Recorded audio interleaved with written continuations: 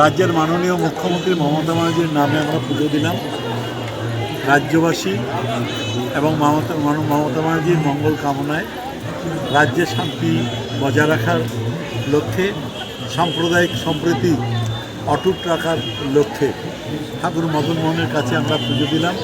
কারণ এই ঠাকুর মদনমোহন বাড়ি একটা সম্প্রীতির প্রতীক। এখানে সর্বধর্মের সব মানুষের আসার যেমন অধিকার আছে, পুজো দেওয়ারও অধিকার রয়েছে।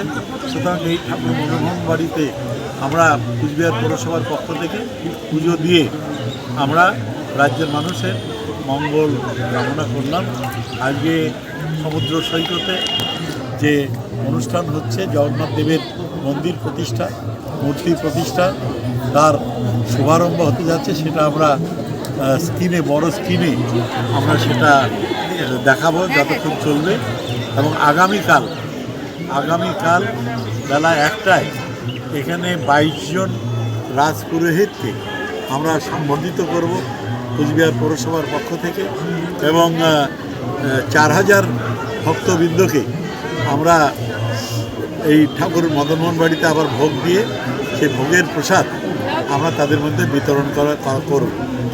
আমরা সবার সহযোগিতা চাইছি এবং কালকে যে উদ্বোধনী অনুষ্ঠান তার পুরোটাই সম্প্রসারণ এখান থেকে করা হবে।